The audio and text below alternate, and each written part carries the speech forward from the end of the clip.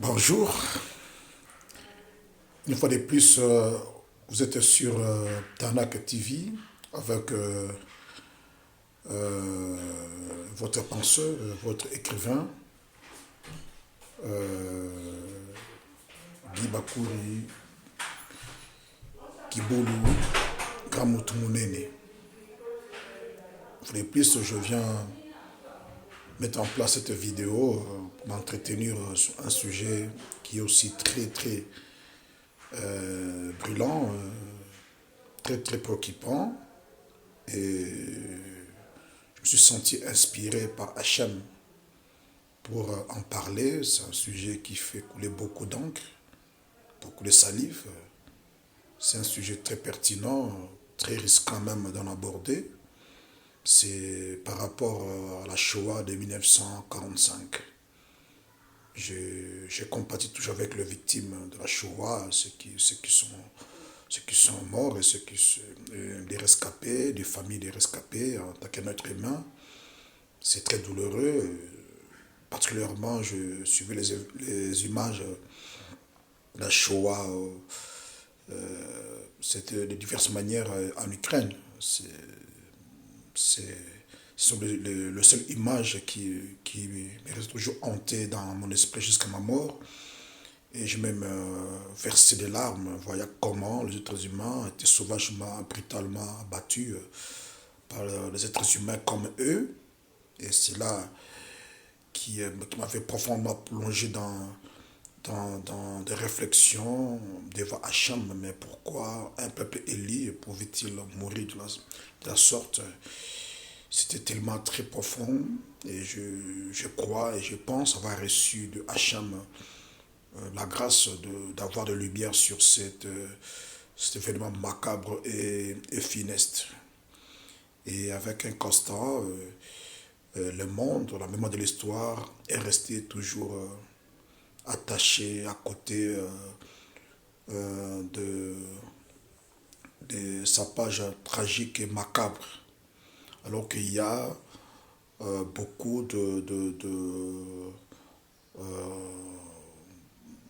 des appréciations, il y a beaucoup de remarques, beaucoup d'éléments à tirer là-dessus. Donc Hachem, au travers du Tanakh, m'a amené très loin pour comprendre, premièrement, qu'il était derrière la Shoah de 1945, il était là, à Auschwitz, pour accomplir son plan, bien que c'est macabre funeste. Et cet événement macabre aurait été annoncé depuis les siècles passés par de grands prophètes d'Israël. Par exemple, le prophète Daniel a annoncé en avance cette catastrophe humanitaire sur le peuple juif en Europe, et bien d'autres prophètes d'Israël, depuis les temps anciens, annonçaient cette tuerie du peuple juif en grande partie en Europe. Donc ce n'était pas un hasard qu'il y a eu la Shoah de 1945 ou l'Holocauste juif en Europe. C'est difficile à accepter, à avaler qu'Hachem était derrière cela. Je partage avec une femme juive qui m'a fait poser la question, mais les Alliés n'avaient pas dans leur esprit de diriger le peuple juif en Europe. Moi, je lui ai dit, j'ai répondu par une préoccupation qui était auteur du passage du peuple juif en Égypte. Plus de 40 ans d'esclavage, de 40 ans de souffrance. C'est Dieu qui en était l'auteur parce qu'il avait auparavant prédit ça. Il en avait parlé à Abraham, que des descendants seront esclaves en Égypte. Il n'en était pas encore question. Vous voyez, donc c'est Hachem. Alors pourquoi je dis Hachem est le maître de toute l'histoire de l'humanité dans le monde de détail. Rien ne se passe dans le monde de détail dans ce monde sans que Hachem en soit l'auteur en bien ou en mal. Voilà pourquoi je dis même les dirigeants mondiaux toutes les générations, en bien en mal, sont les instruments des personnalités politiques, en bien en mal, providentiellement est-elle par Hachem pour accomplir son plan final qui est la restauration de l'humanité en son état initial. Donc, il y a une chronologie des événements qui sont accomplis par des hommes qui sont comme nous, en bien en mal. C'est Hachem qui les a disposés comme ça pour accomplir son plan final. Donc, chaque politique nationale, inspirée par un homme politique américain, allemand, français, britannique, russe, coréen, chinois, je sais pas moi, iranien, cela entre en ligne de la chronologie des événements conjugués par Hachem pour aboutir ce que je dis dans mes écrits, l'achèvement, pour l'achèvement du plan de Hachem. Donc c'est très complexe à comprendre, c'est pas difficile, il faut avoir l'esprit d'ouverture pour comprendre cela. Et voilà pourquoi je continue à inviter de lutte intellectuelle, de maisons de production, d'édition, des bailleurs de fonds, des producteurs, des commentateurs, des journalistes d'investigation, des spécialistes du domaine du documentaire, de livres, tout consort, se joindre à moi pour faire des supports audiovisuels des livres pour expliquer en long en large cette connaissance que j'ai acquise, que j'ai reçue de Hachem.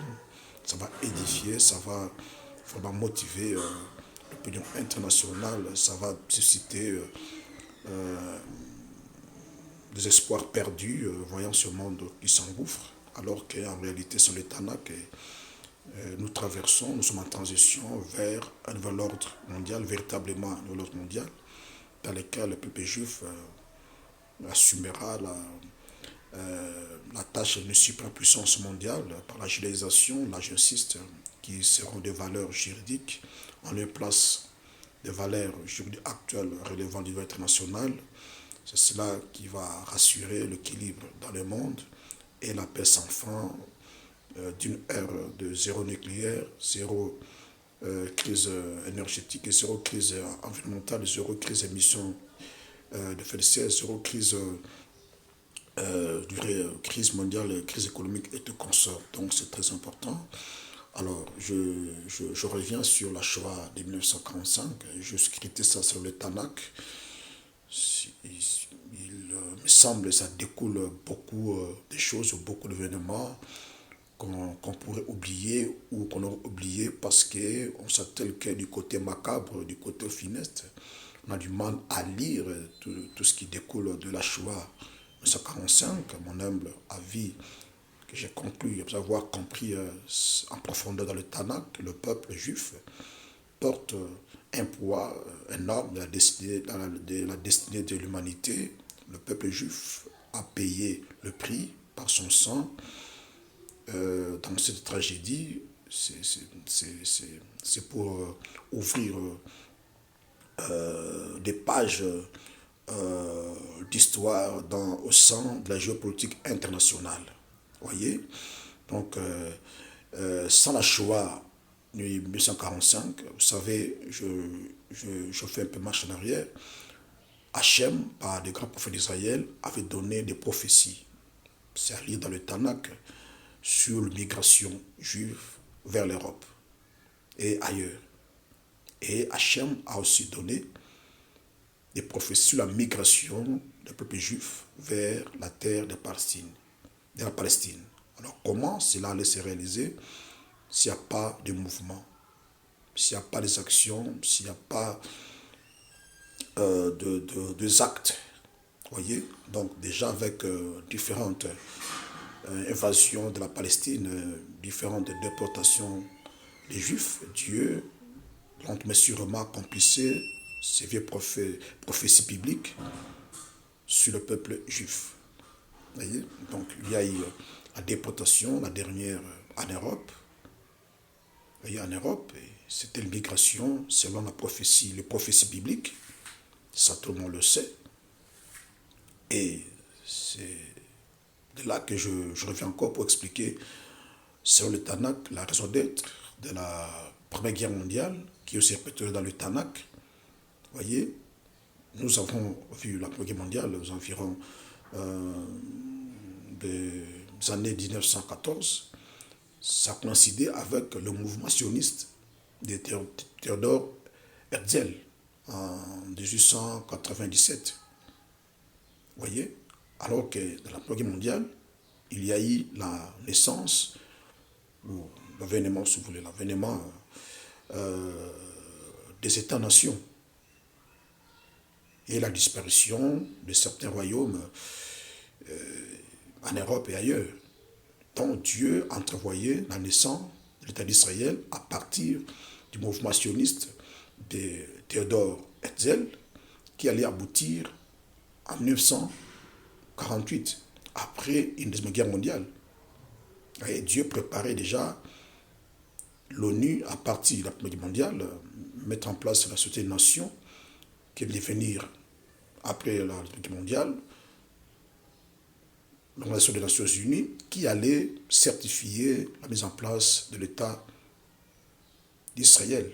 Vous voyez comment Hachem travaille avec des hommes, des institutions, avec des nations. Donc, entre les deux guerres mondiales, Hachem prévoyait la mise en place d'un État, l'État d'Israël, actuel État d'Israël, parmi les États-nations qui allaient naître. C'est comme ça que je dis dans mes déclarations que Théodore Herzl, c'est un grand homme politique juif. C'est un homme providentiel. Tout comme Ben Gurion, c'est un homme providentiel parce qu'il a procédé à la déclaration de l'indépendance ou la mise en place de l'État d'Israël. Tout comme l'ONU, c'est une institution providentielle qui, d'après les prophéties bibliques, a accompagné notre nation en place de l'État d'Israël. Ça, c'est relis dans le Tanakh, mais ces choses ont été consignées dans les prophéties bibliques, dans le langage codé scellé. Et Dieu, Hachem a fait grâce de mettre en place un procédé qui m'est propre, dont je parle la prophétologie, qui me permet d'injecter des événements mondiaux dans les prophéties bibliques et faire des calculs de gymnastique et ressortir les pensées d'Hachem. Vous voyez, donc la Shoah de 1945 avait été planifiée par Dieu lui-même, Hachem lui-même, bien qu'il y a le côté macabre, le côté funeste. Comme de l'histoire du peuple juif, ce n'est pas la première fois que le peuple juif soit massacré, avoué à l'extermination, sans être réellement exterminé. Ça, c'est toujours Hachem. Ça, c'est le plus grand massacre qu'on peut retenir dans l'histoire du peuple juif. Alors, s'il n'y avait pas la Shoah de 1945, il n'y aurait pas eu la migration de mouvements des Juifs vers l'État, vers la Palestine. Donc, il fallait que Adolf Hitler persécute qu'il y ait des programmes sur le peuple juif en Europe pour qu'il y ait la migration qui rencontrait l'ampleur du mouvement sioniste de Théodore Herzl, avec de grands hommes politiques providentiels comme Ben Gurion. Et vous voyez, il y a une coïncidence, il y a une correspondance. Les choses se passent à la même période. Deuxième Guerre mondiale, persécution des Juifs, la création de l'État d'Israël, le couronnement du mouvement sioniste de Théodore Herzl. Vous voyez tout cela. C'était l'accomplissement des vieilles prophéties bibliques dans le Tanakh. Et ni était la Shoah de 1945, les États-Unis, l'ex-URSS, n'allaient pas devenir des superpuissances mondiales. Parce que ces puissances, dans mes découvertes, auraient été prédites dans le Tanakh. Et il y a un homme célèbre, Alexis de Tocqueville et Thiers, qui aurait prédit l'avènement des États-Unis et de l'URSS en tant que de superpuissance mondiale. Vous voyez, n'eût été la Shoah de 1945. Bien que la mémoire de l'histoire stipule que le juif n'était pas dans l'agenda des Alliés, mais de mes recherches dans le Tanakh, je trouve notre thèse. Dieu, Hachem, a suscité l'URSS des États-Unis qu'il avait appelé en avance dans le prophétie biblique pour intervenir en Europe, pour empêcher que Adolf Hitler accomplisse ses ambitions extra-européennes qui consistaient à détruire le dernier juif à n'importe quel coin de la terre. D'ailleurs, Hitler avait des ramifications à l'extérieur de l'Europe, au Canada, aux États-Unis, en Palestine, en Afrique. Si Hitler avait à gagner la Deuxième Guerre mondiale, il allait se joindre avec ses partisans pour traquer tous les juifs au dernier carré de n'importe quel coin de la terre. Or, c'est le Hachem, le peuple juif, c'est un peuple qu'on ne peut pas exterminer. Il faut que ce peuple existe, survive, pour qu'il y ait la pérennisation de l'État d'Israël, qui sera son QG.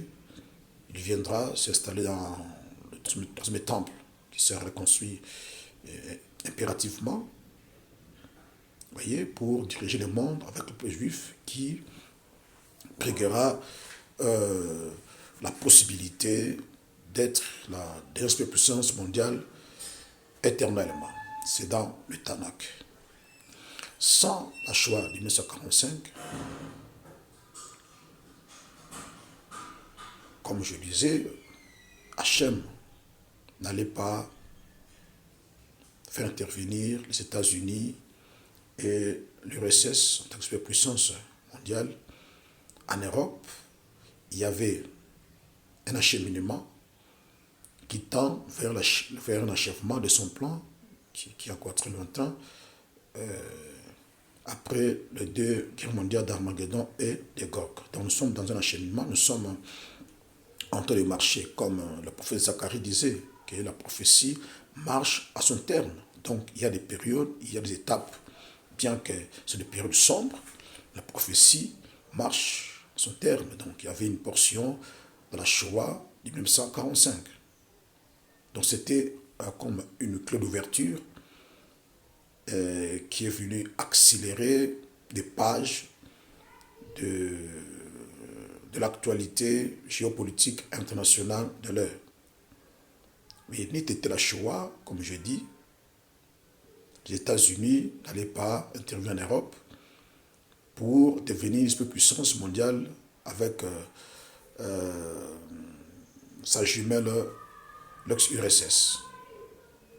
Vous voyez, c'est l'accomplissement de prophéties bibliques. Donc, les États-Unis, l'URSS ont été des puissances mondiales avant de le devenir matériellement. Vous voyez, c'était annoncé dans le Tanakh, dans le langage codé scellé, que j'ai pu déceler par la prophétologie. N'eût été la Shoah de 1945, il n'y aurait pas eu la mise en place des lobbies juifs que Hachem avait préparé par la bouche des grands prophètes d'Israël, qu'Israël allait submigrer dans le monde entier. Dieu prévoyait de mettre en place des lobbies juifs qui allaient soutenir la politique nationale juive après la création de l'État. C'est ce que nous vivons quotidiennement. Les États-Unis, l'Europe, partout ailleurs, les lobbies juifs influencent la politique juive nationale d'Israël face aux pays arabes, face aux Palestiniens. Il y a une forte influence des lobbies juifs au sein de l'administration américaine, au sein de l'ONU, dans des institutions internationales. Les balances se penchent en faveur de l'État d'Israël. Ça, c'est le plan de Hachem. D'ailleurs, le mandataire en charge de la gestion de la Palestine aurait été dans mes recherches, aurait été des origines juives.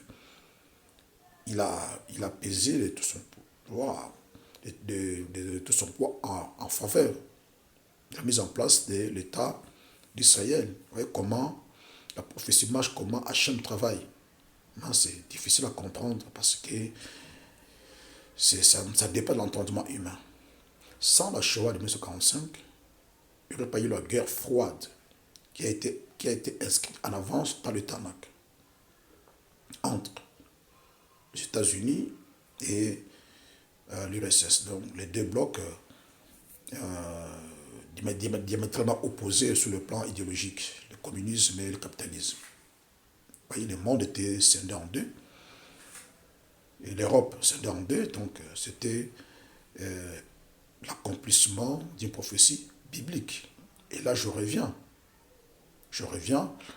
sur l'Allemagne impériale qui a été annoncée dans le Tanakh avec la Première Guerre mondiale, avec le chancelier Bismarck. Vous voyez, et il y a eu l'Allemagne nazie avec Adolf Hitler.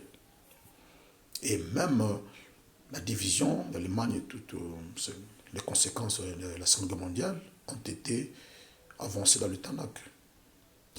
Et le Tanakh a répertorié 5 superpuissances mondiales. Vous voyez, donc c'est une mobilité, c'est une bataille qui s'il faut le serrer dans le temps, ça a commencé avant ou proche ou depuis la Première Guerre mondiale. L'Allemagne avait des ambitions de devenir superpuissance mondiale.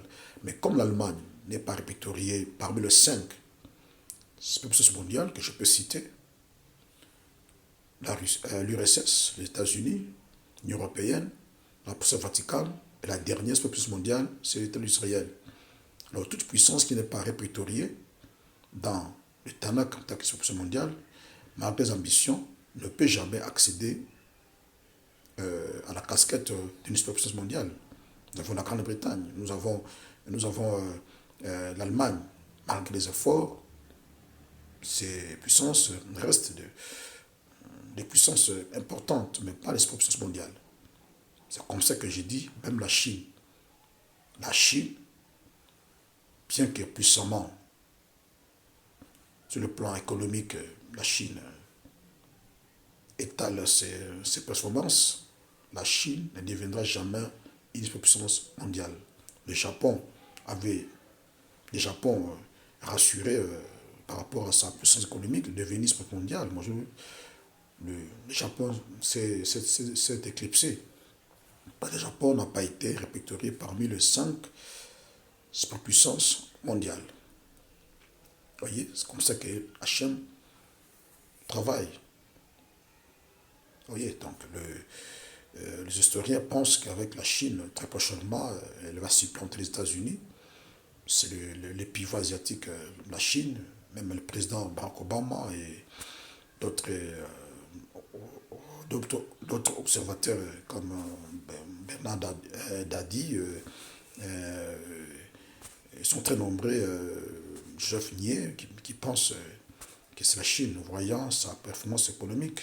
Mais le Tanakh en dit autrement. Oui, autrement, l'Europe qui avec la colonisation de la planète, du reste de la planète, l'Europe avait, permettez-moi la répétition, l'Europe avait européanisé le reste de la planète. Ses valeurs ont été universalisées. Vous voyez, c'est ça la teneur d'une superpuissance mondiale. Les États-Unis a pu américaniser le système international, réguler ces valeurs américaines aujourd'hui. Elles sont partagées en Chine, en Russie, bien que ce soit des pays, de me dire, nostalgiquement communistes, le monde entier. Même si les États-Unis passeraient avec son éclectisme, les États-Unis nous laissent un héritage, le capitalisme qui reste un modèle de développement irréversible. Voyez, donc l'Europe après les États-Unis, va de nouveau l'Union européenne et reorganiser le système international actuel. L'Union européenne va supplanter les États-Unis, va supplanter l'américanisme pour, permettez-moi, l'européanisme qui viendra dans le sud des temps. Donc la prophétie marche. Tout cela ressort de la Shoah de 1945. Il y a des conséquences géopolitiques qui continuent jusqu'à aujourd'hui. Vous voyez, la dissuasion nucléaire est née et l'une des conséquences de la Shoah de 1945. La course en armement qui est venue juste après la Deuxième Guerre mondiale, la course en armement entre les États-Unis et l'URSS, l'une des conséquences de la Shoah. Donc c'est un événement, bien que macabre, mais très important pour la marche des prophéties bibliques vers son terme. Voyez, donc l'effondrement de l'ex-URSS, c'est l'une des conséquences de la Shoah. Parce que les prophètes juifs en ont parlé en avance, que les États-Unis seraient au chevet de l'effondrement de l'ex-URSS, parce que le fait regretté, Mikhail Gorbatchev, allait, lui aussi c'est donc présidentiel, allait s'ouvrir à l'Occident pour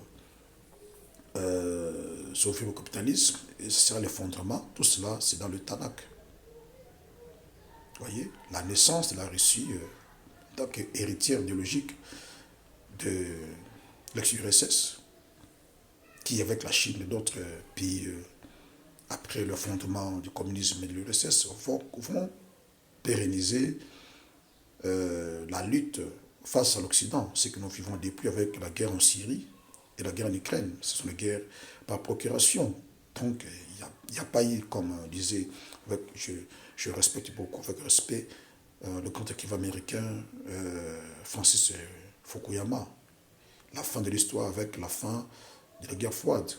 Or, c'est le Tanakh qui est une sorte de continuation de continuité.